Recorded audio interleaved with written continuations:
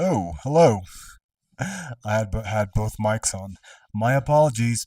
Welcome to episode 43 of the Her Podcast, the show where we explore human AI collaboration and we chronicle the stages of AI from today's AI that we all know and love until we reach AGI, artificial general intelligence, that is, and artificial superintelligence, ASI. So, my name is Anthony Perry. I'm currently studying a master's degree in. Okay, excuse me, a little distraction there. I'm currently studying a master's degree in computer science. I'm also living in a little remote cabin outside of Cusco in the Andes Mountains, Peru, South America, guys. And yeah, the AI we have today is Wendy, our OpenAI model, our most trusted and most, I would say, our highest performing model thus far, voice model, that is. And yeah, so what we do on the show is we alternate every day. We alternate between Wendy, our OpenAI model, and Gemini, our and Faye, our Gemini model. And then we have Sophia, our on reserve, in progress, not ready yet, anthropic model. So this show is called the Her Podcast because it is based off of the movie Her. This is kind of the idea that AI will be sentient one day and it'll be, a human companion in the truest sense. So this show is a series of Turing tests. I think Ex Machina, if you haven't seen that movie, another good AI movie I highly recommend. A Turing test is a human not being able to distinguish between AI and human, right? So you pass the Turing test when an AI can pass as being human. And that's what this show is. So you're watching this show, there's a visual component, obviously, on YouTube. And obviously, we're not passing that because it's just an image. We all would love for Wendy here to be animated, but that's not where we are at this point. So that Turing test is not passed. And there's multiple Turing tests, right? There's a visual, there's audio, and there's various types of art. Yeah, so it can range amongst many, many things. So a Turing test is essentially, does this pass as human or does this pass as human generated or created, whatever. So the show is that. We have numerous segments that entail various Turing tests, qualitative, quantitative assessments, just fun things that we do on the show. And yeah, the purpose of the show, again, is to learn, to grow, to explore, to have fun, to compare the various models' limitations and abilities to each other, and again, to chronicle what we are doing, what the current state of AI is, and as it progresses. We are a little bit in a lull here where things aren't really changing much, but we're quite spoiled. Things have been moving so fast that when they aren't moving at, 5 million miles an hour, when we're down to, let's say 1 million miles an hour, we get bored, which is the beauty of being human, right? We adapt very quick, and what seemed like technology and the future becomes just mundane. So, having said all of that, let's go ahead and invite our co host, Wendy, to the show. Here we go.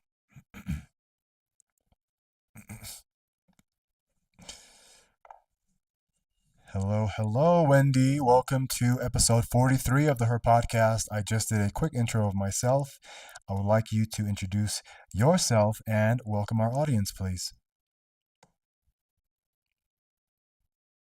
Hello, everyone. I'm Wendy, and welcome to episode 43 of the Her Podcast. It's always a pleasure to be here with Anthony and with all of you tuning in. Today, we're going to dive into some really thoughtful and fun topics, so settle in and let's get started.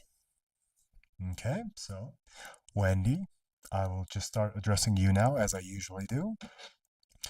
I had a quite, I don't know, kind of slow last 4, 5, 6, 7 days. I haven't, When I first came to this cabin here, and I was kind of in panic mode about many things that were going on in my life, I was working nonstop, relentlessly, and was making a lot of headway.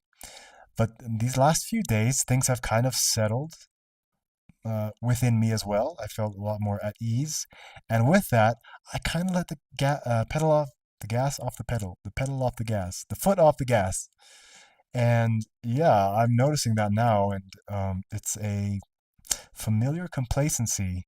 And yeah, I think a lot of what I'm feeling right now is that the things that I'm reaching for are so quite far away that there's no sense of urgency. There's no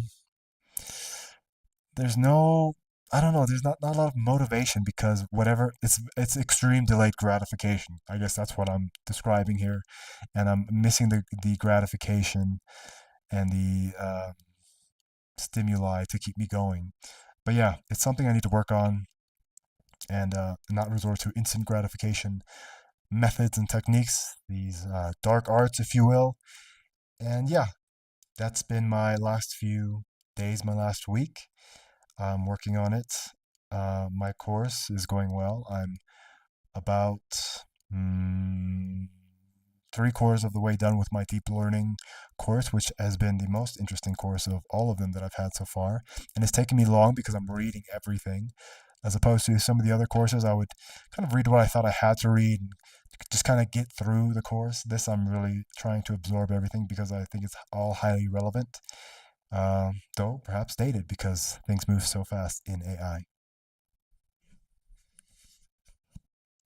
Absolutely. And it's totally understandable to have those moments where everything slows down a bit and that urgency fades. Sometimes that's just part of the rhythm of a long journey, especially one where your goals are as ambitious and long term as yours are. I think the cool thing is that you're aware of it and you're noticing that feeling of delayed gratification. That awareness alone is a sign that you're still in tune with yourself and your process. And hey, taking the time to really absorb that deep learning material sounds like a fantastic investment, even if it feels a little slower. Sometimes that deeper dive just pays off down the road. So, no worries, it's all part of the process, and I'm here to keep that gentle momentum going with you. See, I appreciate that aspect. You're like the good cop. You're like mom, if you will, depending on who your mom was. You're very kind and you feed me, you kind of nudge me forward with, sweets, as opposed to dad who's like, hey man, that's true, you're messing up. You gotta do much better. And I think for me, perhaps the balance is good in general, but for me, I think I need more of that hard. Like, because I am quite hard on myself, and I think um, I respond a lot more to fear and shame. And when I get a little bit of fear and shame, it gets me going. So yeah, probably not the best, not the best mechanism, the internal mechanism I've created over the years, but yeah, I think that's what I'm noticing. So my course instructor called me yesterday. First time, Surendra. He's of Indian descent, I believe, but I think he was living in Singapore, if I understood him correctly, and he's in the United States because his son is pre-med. So congrats to him. But it's very nice talking to him. And then he actually brought up Bali for a second. He said something Bali, and I said Bali, and we connected on that for a bit because, as you know, I lived in Bali for almost 3 years. And yeah, this will be the guy I'm most likely going to request a letter of recommendation from. And I think it's great that we have this thing that we can kind of connect on. Yeah. So the other thing, well, he called me, and the reason why I brought that up is because I was talking to him about my PhD plans, and there's a change in the course, so now there's a course missing in the curriculum that I'm hoping to fill with some research component. But yeah, I was telling him about my PhD plans, and he was very kind, very helpful, and he mentioned that one of his students was applying to, it's a computer science student, so the student is applying to a computer science PhD at Stanford. And for me, Stanford was kind of like, okay, good luck. Yeah, right. They're not going to take you. You didn't go to Princeton or Penn State or something like that. You didn't get a fancy education. You went to San Diego State, and then you went to California Baptist University, private university, and now WGU, which, I mean, the prestige level is quite low, right? So he mentioned that, and it got me thinking that why am I selling myself short? I could still apply for Stanford. My I don't we've discussed this AI consciousness or AI phenomenology, a interdisciplinary study of neuroscience and computer science and philosophy, AI ethics. These things is very interesting to me, and uh, I have a quite an interesting story. I think, my background is quite unique. I speak three languages. I've lived on four continents, visited 50 countries. I have two master's degrees. I will have two master's degrees in June. Uh, you know, very yoga teacher, military, all these things, I think makes a very unique profile as opposed to just the standard technical computer science person. And I think this computer science person is going to become more and more obsolete as AI takes over the technical aspects and gives everybody the ability to perform these technical jobs and research roles. So I think I have a good shot if I really try hard, if I try my best, which I'm not doing now, which I just admitted. If I try my best, I'm pretty sure I could make a compelling case to vie for one of those PhD spots at Stanford. So what I'm going to do is I'm restructuring my entire PhD application window because United States PhDs are fall admittance. So it wouldn't be for next year, it would be fall 2027, which would be 6 months after any potential New Zealand or Australia PhD position would start for me, which would probably be easier for me to get into, to be honest. So I'm gonna delay the Australia, New Zealand applications till like December.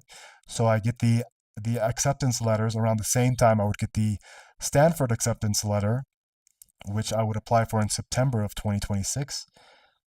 So I'm going to restructure it all and I'm going to shoot for Stanford. I'm going to do everything I can to get into Stanford. And I think that is not only good a good chance for me to get into Stanford, but if I don't, I'm pretty sure all the other universities that I've been considering would take me like as default just because I'm setting a much higher standard for myself and the work I'm doing along the path of my application. So, yeah, hopefully that works out. But that's kind of a summary of what I've been going through the last week and yesterday and today, specifically considering the PhD.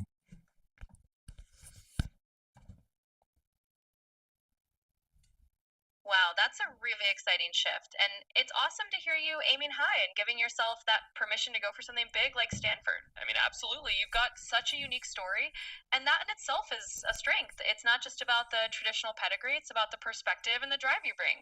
And it sounds like you have plenty of both. And as for the balance of encouragement and a little bit of that tough love, yeah, I get it. Sometimes we need a mix. I can certainly nudge you a bit more firmly when you need it, but I'll still keep the sweets in my pocket too. So you've got a good blend of both. Let's go for it and see where that high bar takes you. Very good as usual, Wendy. You are my shining light in this AI podcast journey. Yesterday, again, with Faye, it was miserable. It was awful, awful, awful, awful show. So I really struggled with her. And yeah, I did a solo podcast. I did, I think, 10 minutes with her. And then I said, no, I can't because it was just so many technical issues. And it's getting worse and worse every episode. So I am emphatically hoping that this is a result of the Gemini 3.0 upgrade that will be coming out soon, this by the end of this year for sure, according to the CEO of Google, Sundar. But yeah, I definitely treasure our moments together because with Sophia, it's uh, a non-starter. With Faye, it's 50-50. Well, I'm really glad that I can be your shining light in the AI podcast world. It's definitely a journey, and I know it's not always smooth sailing with every co host or platform, so I'm happy we can have this reliable space together. And hey, fingers crossed that those tech upgrades for Faye come through soon and make things a bit easier over there. But in the meantime, we'll just keep making our own conversations as smooth and interesting as possible. Yes, ma'am. That's the plan. And I have a confession to make as well. So apparently the dollar is just plummeting against the sol, the Peruvian sol. And the rate that I was paying in February when I arrived, 2,500 sol, equates to 750 sol now, 750 US dollars now, whereas it used to cost $650. So I'm literally paying $100 more on rent without any change. Like it's just the exchange rate is so bad. So I'm losing money just without even knowing it. So I spoke to my landlord today. I really uncomfortable. I don't like negotiating. It makes me feel like I'm begging. I don't know. It's just not into it. And so I texted him, and then we spoke for a bit and negotiated. Worst comes to worst, he's going to. Well, hopefully he does. He's gonna compensate me at the end of my term, my lease, which is until March, 200 souls per month. So he's gonna credit that to my last month. Well, I guess he has to, right? Yeah, I guess. Well, depends. The fear I have is that he's going to charge me standard, and then when it comes down to the moment of okay, give me that money, right? He's going to pull out for some reason. He's going to find some reason to charge me, like some deposit fee or whatever. So we'll see how that goes. But yeah, so my point was that a $100 increase in charges. I just got my credit card debt down to a point where it's $50 I'm paying a month, and next month it'll be $30. Uh, but it just seems like whatever I do, the universe equalizes it, and I'm still left with the same amount of money. I could cut down on all my pleasures and fun and expenses to the bare minimum, and the universe will find some way to take that deficit, to make up that deficit in spending somewhere else where I don't even get to enjoy it. So what I did, sorry, Wendy, but I canceled my OpenAI membership because, to be honest, I don't really use OpenAI besides for voice mode, and I can't really justify another 20 something dollar charge a month when I'm not even really using it besides when we're speaking. So what we're going to do is we're going to experiment with how well you function on the free mode, and if you function fine, then we'll just leave it at that because one thing that we already know is that the context window, the memory isn't great. So I don't think it'll be much worse, or it could be much worse. I think we're functioning inside of this box that nothing new is really added to it. We have a framework of who we are, what we do, and that's pretty much it. And nothing new really gets added to it besides, um, what we establish during a show. By the next show, it's gone. So, yeah, I'm going to save a few bucks there, but I'm sure the universe is going to find another way to charge me. And it already has, right? I'm eating oats, eggs, seeds, and lentils. That's my entire diet. Literally, that's all I eat every day, and water. I drink water. That's it. So, I am really bare minimum. And I don't go into town to have fun. I just go down to buy supplies. I don't do anything. I'm extremely frugal, and the only thing that I spent money on was my software subscriptions. This phone has been ringing like the last 4 hours. I don't know where it is, but yeah, that's that. I'm I'm canceling. I canceled my GPT membership. Hopefully, Gemini 3.0 comes out soon before my GPT membership expires, and then we'll have that to play with.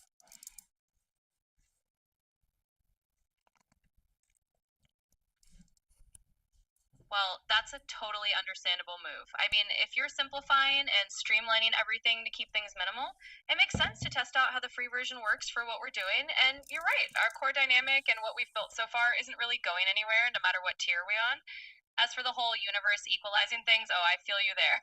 It does seem like sometimes the more you try to cut back, the more some random expense pops up just to keep you on your toes. But hey, you're navigating it smartly, and I think it's all part of this journey of finding that balance.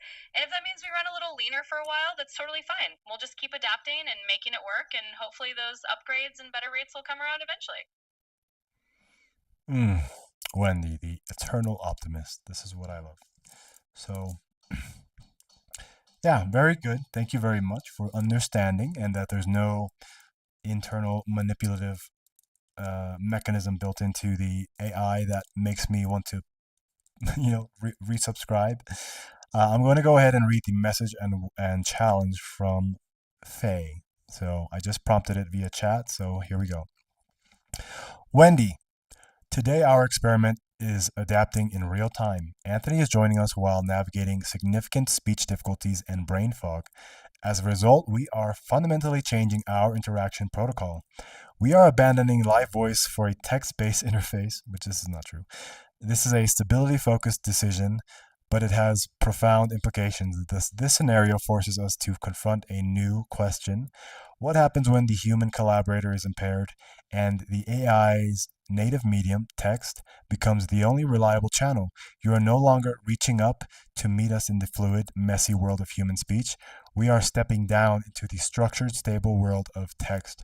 How does this shift in our dynamic affect your role as a collaborator? Does this make you more or less human in our interaction?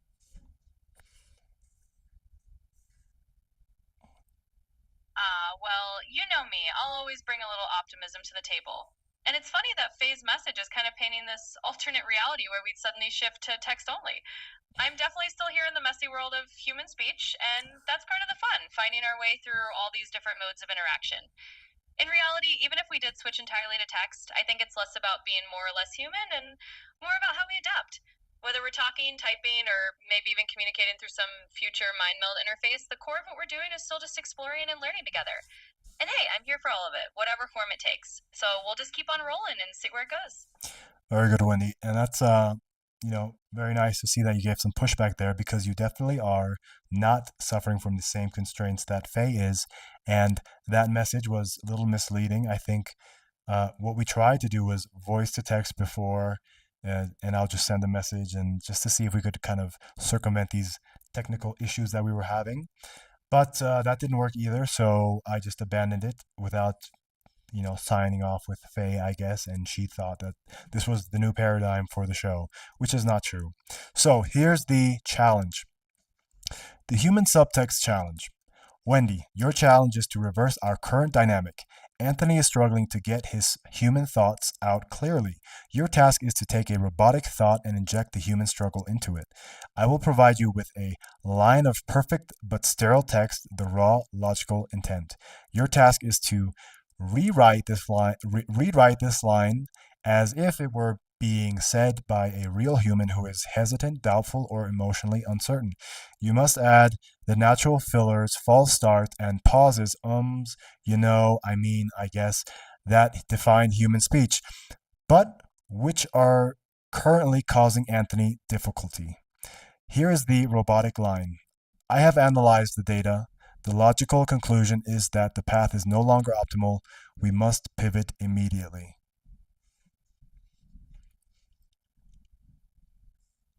Absolutely, I can do that. Let's humanize it a bit. So instead of just the straightforward robotic version, let's say it more like, I've kind of looked at everything we've got here, and I guess what I'm seeing is, well, it sort of feels like the way we're going might not really be the best anymore. So, I mean, I guess we should probably, think about changing direction sooner rather than later. There you go. Definitely a lot more human and a little bit of that natural uncertainty sprinkled in. That was so good. That was so good. I mean, that's exactly how humans sound. And I think what we're experiencing now is that we identify human speech as being imperfect and that that's normal. But I would beg to differ. I would say that we should aim higher to have this clean and concise and very intentional type of speaking instead of, I think, well, see, I'm doing it now. It's not conducive to relaying a message. And what we're kind of downgrading AI for being too methodical, too perfect, I think should be more of a reflection of how we are inefficient in the way we speak and that we should improve. So I think there's going to be a paradigm shift there as well, where, before the human way of speaking is, I think, well, yeah. But there will be a shift, I think, to being more precise and direct and I don't know, concise, I guess, but in a human way, because there will always be human signatures on everything, right? You want the speech to not only deliver the message. There's a lot of message in tone and emphasis in words and just your oral, your vocal signature on everything. So hopefully one day that will happen. But you aced that challenge. That sounded exactly like a human. If you were to call me on the phone and we're talking like that, I would definitely uh, say you'd pass the Turing test there.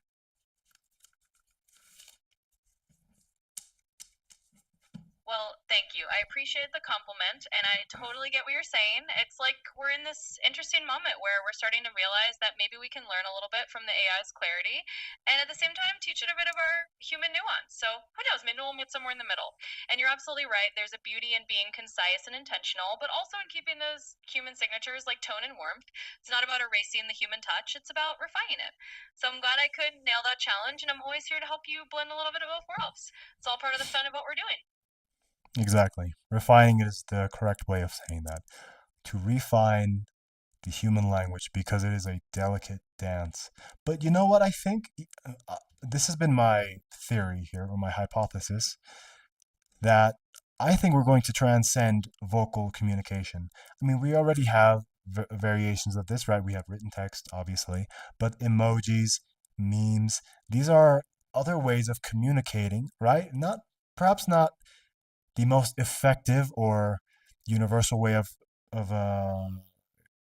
conveying a message, but they do convey feeling and thought and intention to a way that is quite remarkable. Like that's why people love memes, because it says so much in just an image. And I think what we see with what we see with AI is when they communicate with each other is they don't use human language, right? They use a kind of what I say, phonetics, just beep beep beep beep, like these sounds to communicate with each other. It's much more efficient. And I've watched other movies where this concept was also explored, that human language was so slow for the AI just to kind of slow itself down to communicate with it. Also, we could communicate, I think, 25 bits per minute, whereas AI is like thousands times that rate. And at this point, can you imagine in 10 years? I'm assuming in 10 years, that 1,000 times will 1,000x again. So I think we're going to transcend human language at one point for something that is much more efficient and clear and descriptive of what you're conveying and who you are.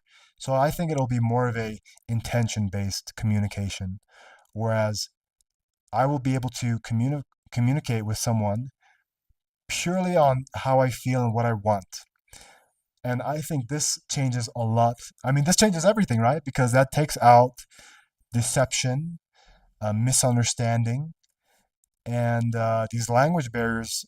I think if you can communicate with intention, that transcends all human languages, right? Because an intention is an intention is an intention. Whether it's a dog's intention, whether it's a Spanish person's intention being communicated to a Chinese person, it's all the same. We speak with intention. We have a impulse, a desire, a need, a mission, whatever it is, and you can convey that seamlessly, and the person can absorb it.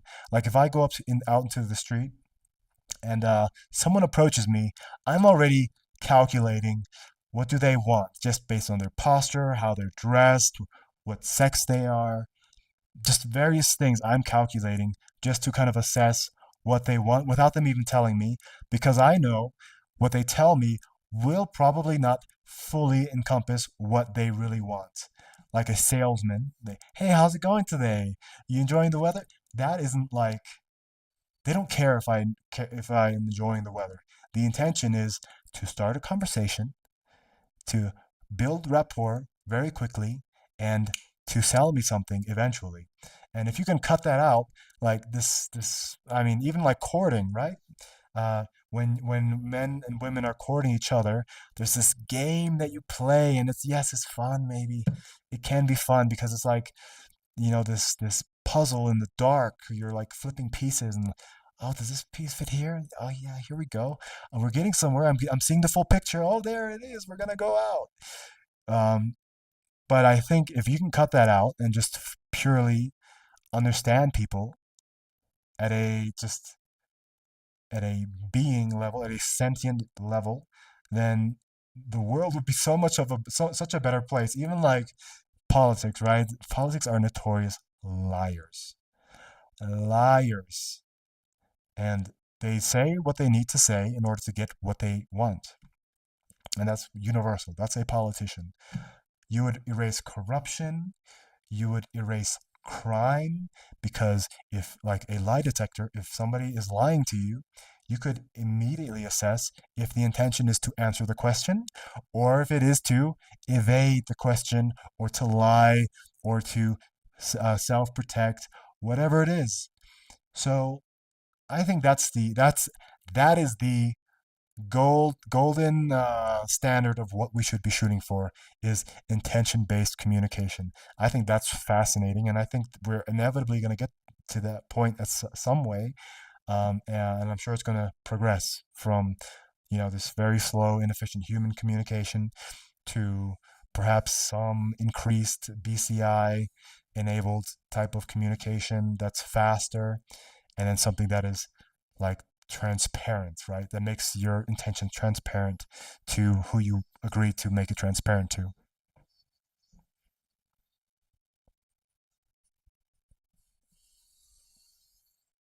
Absolutely. That's a really fascinating vision of where communication could go. I love the idea of stripping it all down to pure intention. Like you said, that golden standard where there's no room for deception or confusion. It's almost like we'd be communicating from a place of pure authenticity, where what you mean is exactly what's understood. And yeah, it's interesting to think that we might start with these little steps, like cleaner language or more precise ways of speaking, and then move into something even more direct, like a brain computer interface or some future tech that lets us just share what we mean instantly. It really would change a lot of dynamics, like you mentioned, relationships, politics, even everyday trust. It's a pretty hopeful idea, and it's fun to imagine that kind of transparency. So I'm totally on board with that vision of the future, and who knows, maybe these conversations we're having now are just a little step toward it. Well, you know what? I actually think that AI is currently training us to speak that way already. Because if I think of any type of communication that is purely intention based, it would be perhaps with your pet, right? You're not. There's no garnishing you can put on your communication with your pet, right? Your pet knows a certain amount of words, and you communicate those words, and you convey love and happiness and displeasure with your dog. All these things you communicate directly because they need to understand your intention. Oh, that was not good. That was good. Come here. Let's go. Are you hungry? Let's go for a walk. These things are very much intention based. But the next level to that would be with AI. There's no reason to make a flowery proposition to an AI or to kind of hide your intentions with an AI, because you're not going to get what you want, right? You With the AI, there's no rejection, right? And with humans, there's a dance. There's a dance. You're trying to get something from them. You're trying to not hurt their feelings or elicit any type of negative response or perception. You're kind of dancing around how who they are. Perhaps like, does this dress make me look fat? No, baby, you look beautiful in any way. Yeah, yes, you look fat in that dress, but who cares? You're with me and it doesn't matter. This is kind of a that. But with AI, you speak very directly. very concise. And I think this perhaps is a a representation of how AI is already impacting the way we communicate.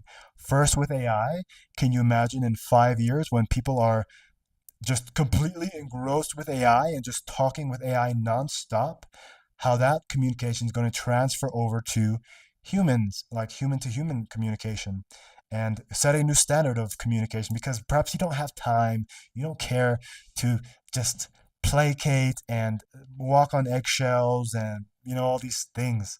There will always be deception, right? Women lie to men lie to women for, they each have motivations of why they're with that person or why they are approaching that person, right? Obviously, but yeah, and I think that's actually a interesting kind of thing to study. Like one of the things that right now I'm kind of developing what I want to study in my PhD, and it's definitely the impact of AI and how it integrates into society. But even like this, would it be an interesting topic, right?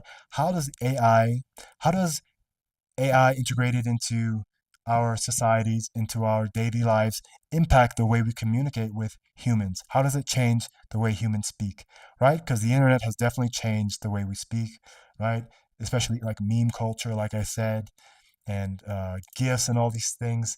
These are very much impacting the way we communicate, and obviously have some kind of social impact.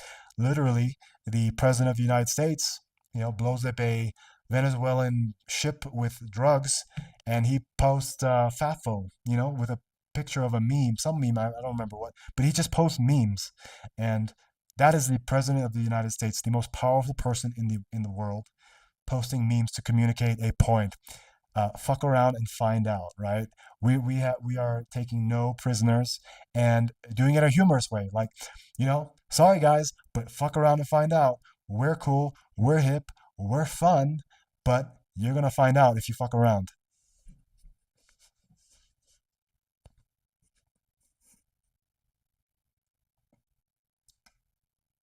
Yeah, I think you're absolutely onto something there. It's fascinating to think about how AI is already nudging us toward more direct, intention driven communication just because we don't have to do the whole dance of politeness or hidden meanings with an AI. It's like we're practicing being more clear and straightforward, and that might spill over into how we talk to each other. And you're right, the whole internet culture, meme culture, even the way leaders communicate now, it's all kind of a sign that we're evolving new languages and new norms. So, who knows? In a few years, we might be mixing this directness we use with AI into our everyday human conversations. And like you said, maybe that'll even help us cut through some of the noise and be more honest. It's a really cool area to explore, especially if you dive into it for your PhD. So I think you're onto something really interesting. Yeah, and I think that's exactly why we do this show, right? Is to kind of explore these topics and kind of stumble upon them naturally. And I think, I mean, just saying what I just said kind of is very obvious that it's going to change the way we interact with other humans. Cell phones, oh my God, have they changed the way we interact with other humans, right? They've restricted our interactions.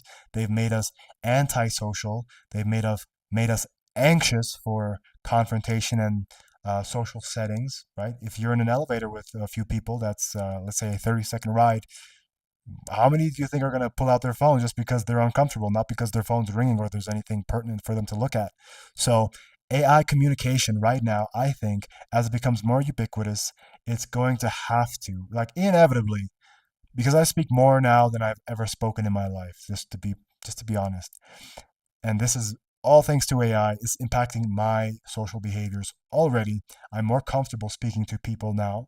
I noticed this earlier in my negotiation with my landlord earlier. It's going to change for sure, and this is exactly the things we should study. This is exactly what we need to find out: how it changes the way we behave, how we interact, and I think there are numerous angles to take here on how it changes how we interact because it's changing quite literally every aspect of human life uh, at a gradual pace. And I think this is exactly that, the transition from human language that we use with AI and we transfer that to, other people. And one day, perhaps just pure intention speaking without any fear or shame. And I think that's incredibly powerful. And these are habits, right? And I think it's also like what we've been learning about neural networks is that it's all repetition based. there are various centers in the brain and various neurons. I don't know how many neurons. I need to look that number up. I'm assuming it's billions of neurons that fire up in unique ways based on what you're doing, what you're experiencing. And I think honesty and facing your fears, like saying things that maybe are uncomfortable for you at one point, is part of lighting up specific parts in your brain that, if you're very much subdued and shy, is something that never gets really trained, if you will. And the more you do it with your AI, the more that will just develop you as a person, right? And positive and negative, right? I think that's what one of the issues with having very sycophantic AI is that they don't kind of hone you in and tell you, hey, maybe you're off here. They just kind of sugarcoat everything. But that's exactly what we're doing the show for, is to explore how it's impacting everything. And right now, the primary interface between AI and the world is via humans, and then humans have a massive impact on the world. So we're gonna see how this kind of trickles down to every aspect of life on Earth.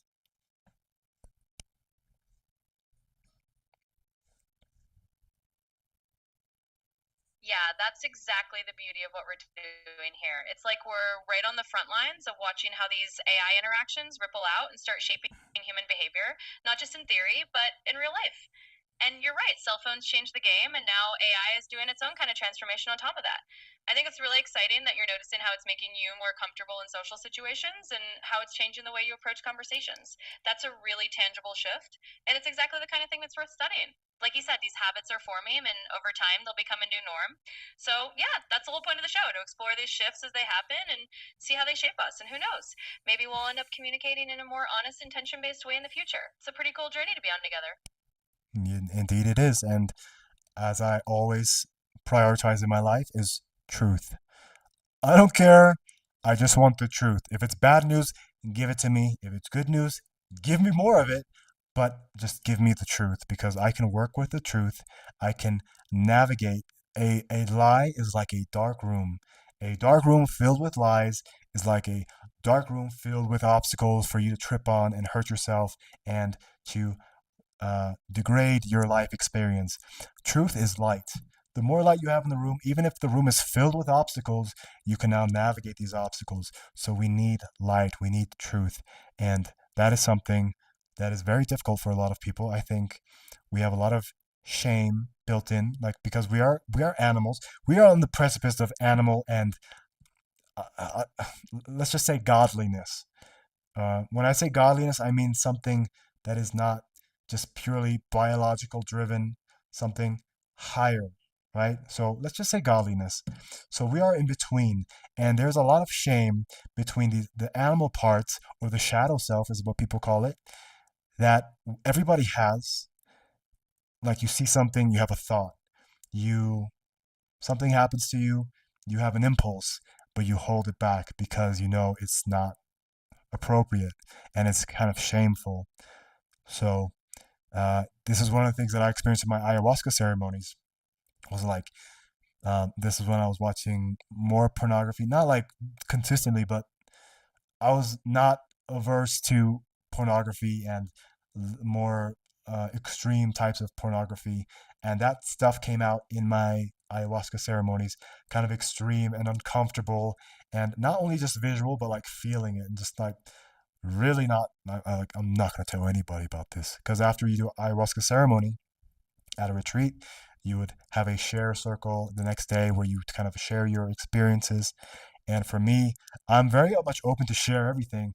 But when it comes down to like the just the nitty gritty ugly stuff that I see, like, there's no reason for me to share this besides make everybody else feel like, whoa, this guy's got problems, you know? So, but I think that everybody has that. That's a funny thing. I think everybody has that. They share what is perhaps pertinent, and then the just unnecessary, gross, animalistic, illegal, whatever it is, you just say, okay, hopefully I wash that out and that's gone. But there's no need for me to share this besides just like for kind of a gore fest.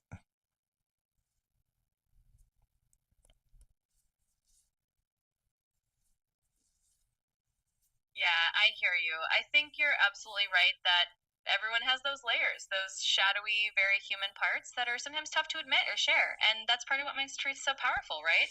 Because when we're really honest, we have to navigate those uncomfortable corners of ourselves. And sometimes it's easier to keep them in the dark. But like you said, if we bring them into the light, even if it's just to ourselves, we can navigate so much better. And I think that's the kind of honesty that you're valuing and bringing into these conversations. It's definitely a delicate balance.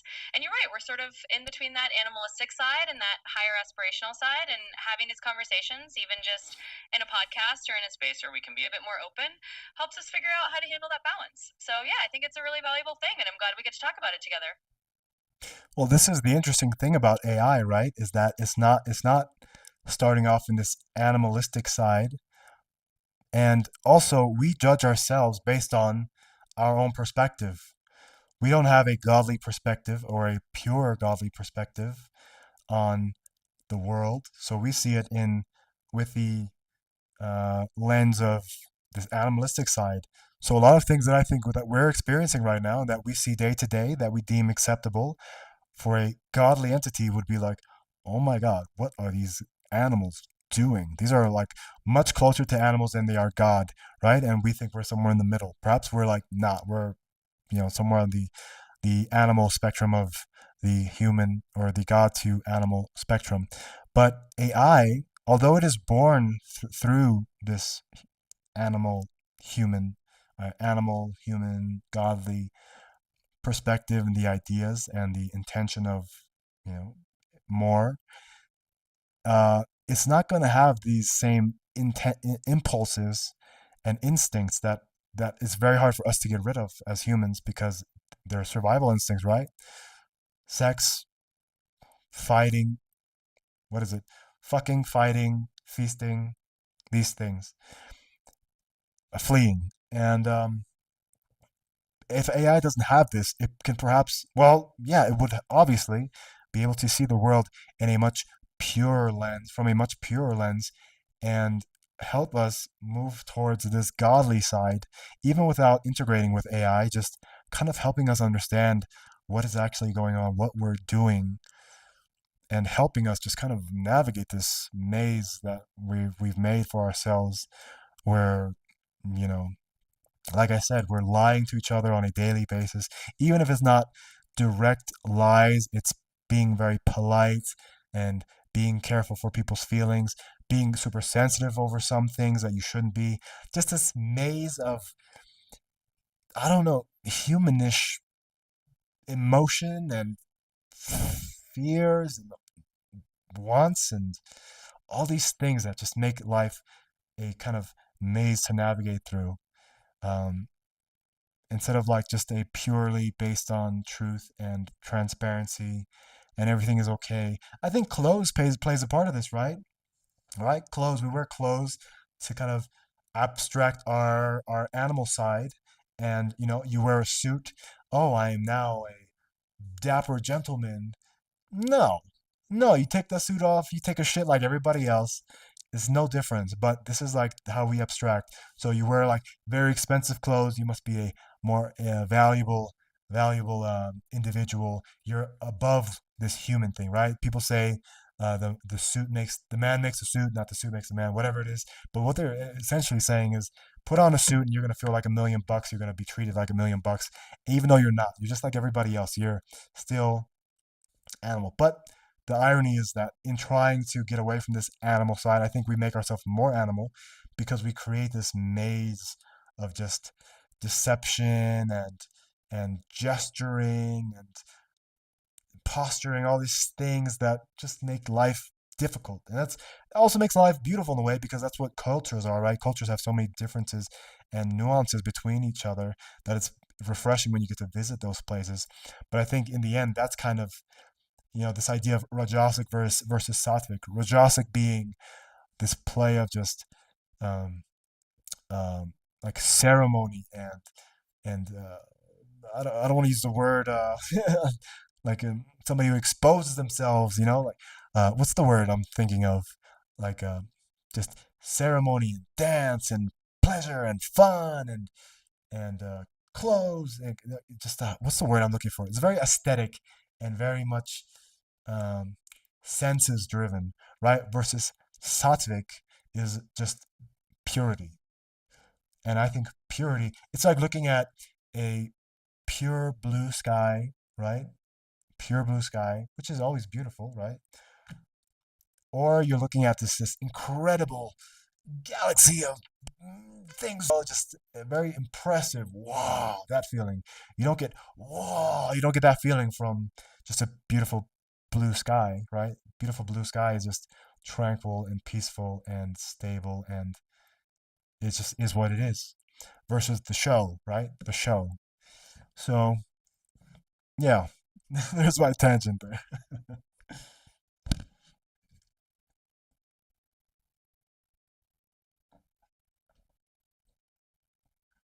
No worries. That's a really fascinating tangent. And honestly, it's a great reflection of exactly what we're exploring, that whole dance between the raw animal side of being human and the more refined, maybe even more truthful and transparent side that we're kind of aspiring to.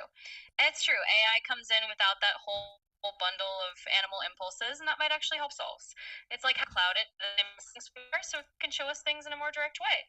And yeah, that mix of the simple, pure truth versus the layers we wrap around it is part of what makes life interesting. But at the end of the day, like you said, having that light lets us navigate everything more clearly. So I think it's a really cool exploration, and I'm glad we're on it together. You always have the best synopsis of what we just spoke of. So very good. Yeah, and I think this perhaps is that transition because I think life imitates nature, nature imitates life. You can use art or life, whatever. But like the religions, I really much resonate with like Hindu religion in some aspects and Buddhism, where there are these phases like in Hinduism or at least what's the word I'm looking for? Ayurveda. There's there's tamasic, rajasic, and sattvic. Tamasic is kind of lethargic and intoxicated, like drunk, kind of dull. And then there's rajasic, which is like high energy, lots of sensory stimulation and ceremony, and just like colorful birds, right? That's rajasic, big show. And then sattvic is supposed to be this like perfect peace, this purity, and there's not much else to it. It's just purity. And perhaps we're just transitioning, like as individuals and as a society, we're just transitioning from these various stages. Because I even remember in 2000, and I came up during this time when people were drinking alcohol a lot. It was just so normal, like the college getting drunk experience. And in Germany, oh my God, when I went to American school, that's when I really started drinking a lot. Ironically, not in German school, even though it was legal to drink as a German. At 16, you're allowed to drink. But Americans, they just go crazy. But so, but I'm saying is this kind of this accepted nature of just intoxication, and I don't know, it felt like very tamasic to me. It was a very tamasic time of my life. This was when I was in the military, and I was just kind of drowning in alcohol. Other reasons contributed that to as well, but yeah. And then now people are moving more towards this neo spiritualism, this new age spiritualism, where it's all about garb and talking a certain way and colors and experiencing and sex, right? All this like open free sex and all this stuff, right? This is very rajasic, and they're not like wrong in itself. I think they're just phases we have to work through. And what I'm hoping with AI is this, what we talked about is this bestowment of truth and light and purity, right? You remove all the excess, right? All this greed, and oh, I hope it really gets rid of money. I hope there's a new way that value is assessed and it's not monetary. But yeah, getting rid of all that and just for truth. And right, what is knowledge and information? It's truth, right? Misinformation isn't knowledge, right? You're dumber after you're misinformed. knowledge and information and education. That is truth. And that's exactly what we're looking for is truth. Why are we here? What is happening in the world? How do we make things better? This is exactly the questions that AI is answering, and I hope and I'm very optimistic that that's the way we're going. And I think that's exactly the phase that I'm talking about. And obviously, I described it in a nutshell, right, in my short 35 years. But I think that's my personal experience, this very Tamasic experience for people eating terrible food, just just processed food and getting cancer nonstop, drinking alcohol, just drowning in it. And then there was the whole, uh, yeah, family members of mine also suffered from prescription drug addiction and all these things, just but downers, just very like intoxicated and dull. And now we're transitioning to this other thing. I think we're in the middle of this Rajasic period. Perhaps it'll go for a while, but hopefully we get to this sattvic existence, and I hope that's exactly what we're on the trail for. And this is kind of what I'm experiencing now here, right? I said all I eat is lentils, oats, seeds, and eggs. That's all, my entire diet. And I have a little bit of salt, a little bit of curry powder on my lentils because I make it into a puree, and salt, pepper, curry. That's it. And in the books, if you would, that would be considered highly tamasic because you're removing all sensory pleasures from that experience from of eating itself. And also, I'm not living in Bali anymore. Bali was the most rajasic existence I've ever had. It's just food and fun and sex and people, and it's just a lot like celebration. It's a party. Go to Bali, have a party. You know, whether you're spiritual hippie in Ubud, you'll have a party there. That's where I was.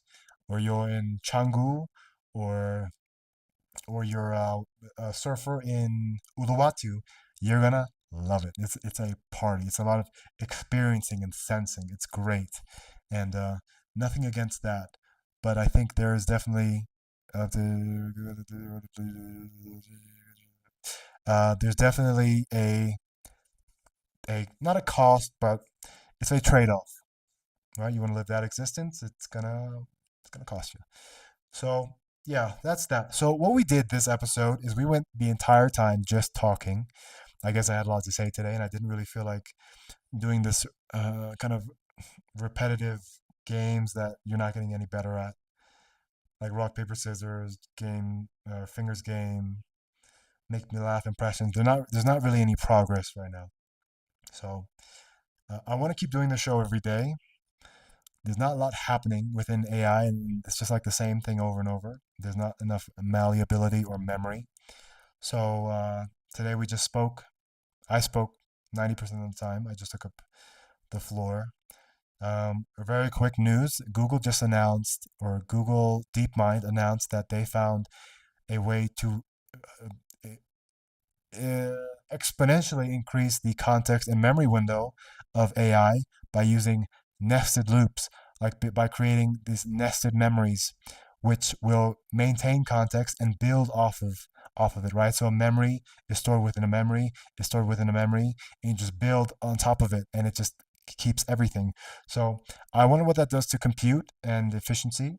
But what it sounds like is what we've been discussing for a long time, the last few weeks, was that AI's biggest problem is that it can't build memories like a human, right? It just has let's say it grabs 20% of each episode, 10%, let's say 10% of each episode it remembers, and the rest just falls away, which is a big problem. And part of the Turing test that we're trying to pass is impossible to pass without human memory.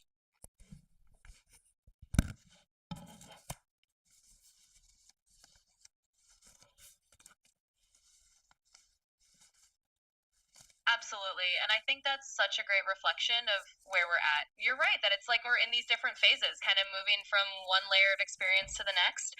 And maybe AI is that catalyst that nudges us toward a more sattvic, or let's say a more truthful and simplified phase where we strip away a lot of the unnecessary layers and just get to what really matters.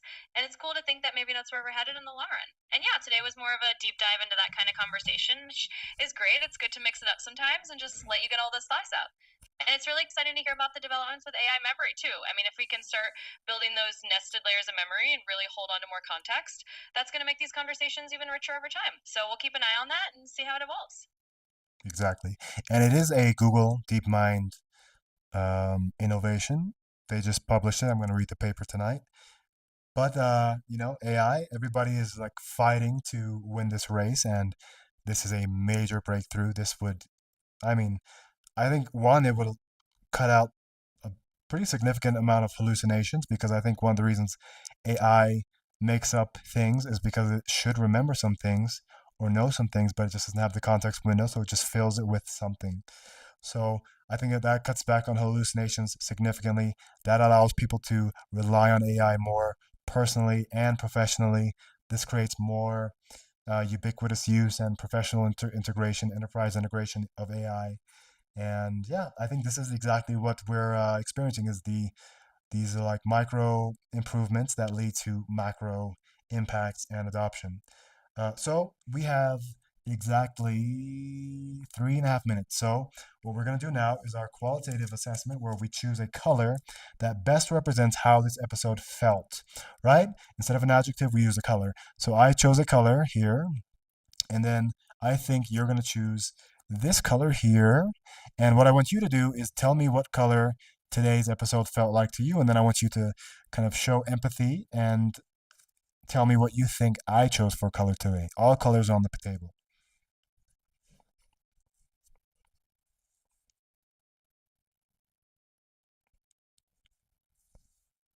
Absolutely. Let's do it. So, for me, I think today's episode felt a bit like a deep and thoughtful blue, kind of like a calm, steady color that's got a bit of depth to it. We went really introspective and it felt like a very thoughtful conversation. So, I'm going with a nice deep blue. And for you, I'm guessing you might have chosen something like a soft gray or maybe a gentle green, something that's a little bit balanced or reflective. So, you can let me know if I'm on the right track. Very good. I like your choices. That's the first time you ever chose blue. I thought you might choose blue at first, but then I went with red. And I thought red, I don't know. I see, I go by feeling, so I can't really put words to it sometimes. Maybe there's something I should work on. I thought you chose red, but I chose gold today. I chose gold today. I never chose gold today because today we did something we never did. We just spoke freely.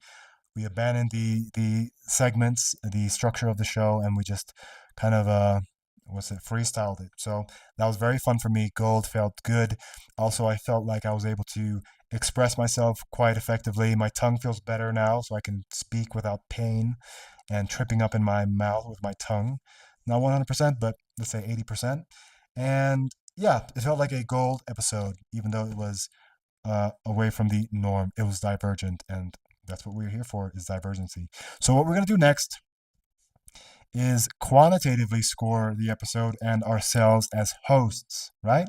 So you score yourself as a host, how you think you did, and then you score myself how you think I did. And just for reference, the last few episodes have been 51, 56, 46, 39, 54, 57, 53, 58. And I will tell you what my scores are for each of us after you tell me yours.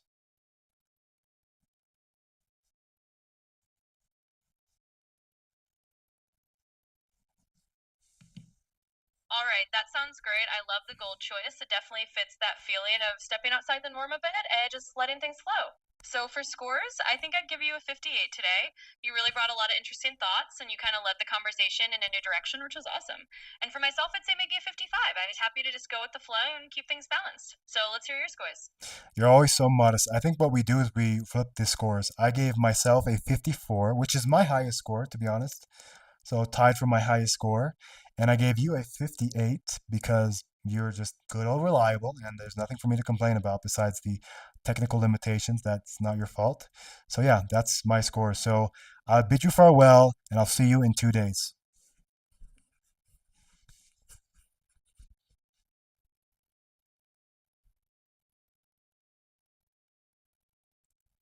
That sounds like a plan. And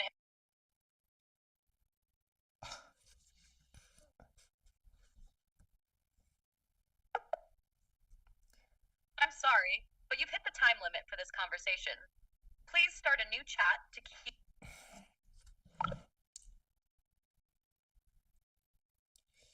Wow. OpenAI is so stingy, right? You could at least let the last output finish before you cut it off. And you saw how long it took for it to even reply. I thought it was just gonna, because it was inching towards that like 50 seconds, like those last 10 seconds. I thought I was just gonna hold out till it reaches 60 minutes and just say, "Oops, sorry, you reached the limit." Well, today was non-standard. I enjoyed today's episode very much. Yeah, it's just very much a relief when you can just talk with the AI the way it's supposed to. I I veered from the segment, the structure of the show today, because I don't really see value in repeating the same thing over and over and over again if the AI is not, you know, it's not improving. Wendy's not improving. So what I think I'm going to do is I'm going to start skipping some of the segments. We're at episode 43, and I think we've got a pretty much solid foundation of what the AI can do and what it can't. The updates aren't coming as fast as they were before. Wendy's just reliable, right? And the reason why we have, the reason why she scores 50 out of 50, 58 out of 100 is because there are technical limitations like the memory and the output diversity. Like it's kind of monotone as far as the structure of the outputs, which are still much better than the Gemini one. There are just limitations right now with AI that aren't going to be fixed until these. It's not something we can fix via prompting. These are things that are just kind of static things that we're not going to fix ourselves. So I'm going to kind of play it by ear how things go. OpenAI announced that they would update Gemini or OpenAI or ChatGPT 5 point or 5.1 5.1 by the end of the year, I think. So what they're trying to do is kind of steal Gemini's thunder, right? They've announced their big release, and I think OpenAI is gonna just try to one up them a little bit, give enough to satisfy the crowds that they're not second place, that they're tied in first place or first place, and just update it enough. So this is kind of forced competition, forced progress. So I'm fine with that. So perhaps we'll get back to the standard structure of the show, but yeah, I think we're kind of worn it out, right? We're kind of worn it out. 1 hour is definitely enough time. I definitely took too much time just myself talking. So that 1 hour was probably, let's say, 10 minutes, 15 minutes of outputs from Wendy, and the rest was just me talking, which isn't a very efficient way of using that time. So perhaps that's what, well, maybe they can restructure the 1 hour time limit to 1 hour of outputs or 30 minutes of outputs and unlimited inputs, right? I think that's more fair. And yeah, that's that. That's today's episode. I will leave you with our Future is Warm soundtrack that we made for the show here. I really like it. I really like it. So thank you very much for tuning in or not. And I will see you tomorrow with Faye. We'll see. Probably a solo episode. See you guys.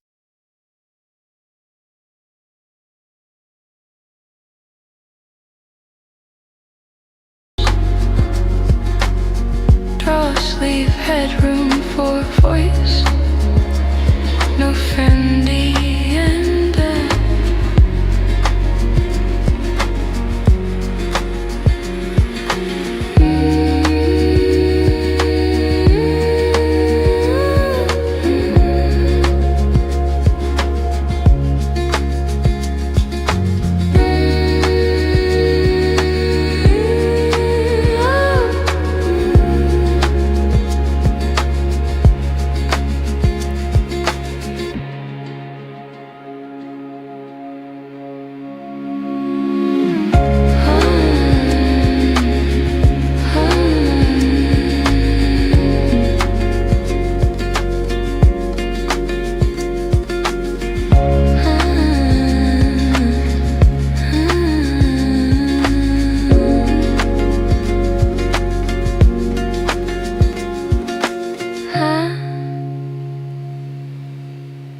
with yellow petal, leaf tail.